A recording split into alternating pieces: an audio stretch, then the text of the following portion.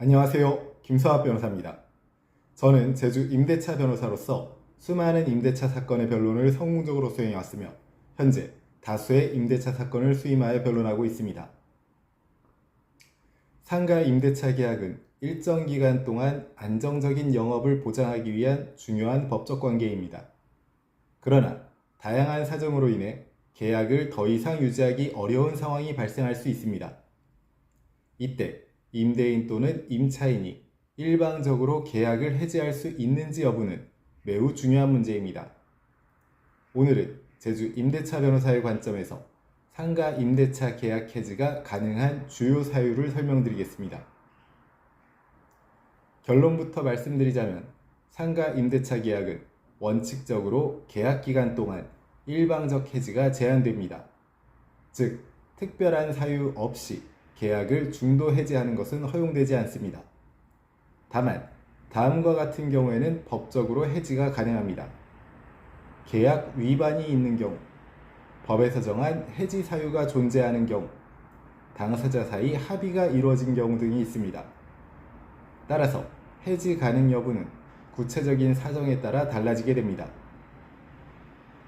임대인이 계약을 해지할 수 있는 대표적인 경우는 다음과 같습니다.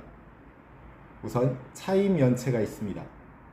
임차인이 3기 이상 차임을 연체한 경우 임대인이 계약 해지를 하는 것이 가능합니다.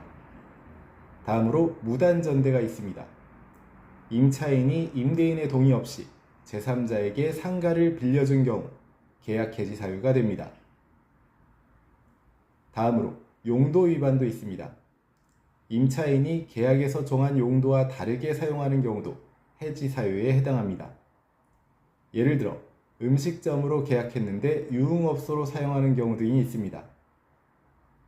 다음으로 건물 훼손 및 관리 의무 위반이 있습니다. 고의 또는 중대한 과실로 건물을 훼손하거나 관리 의무를 위반한 경우에도 계약 해지가 가능합니다. 임차인 역시 일정한 사유가 있다면 계약을 해지할 수 있습니다. 우선 임대인의 의무 위반이 있습니다.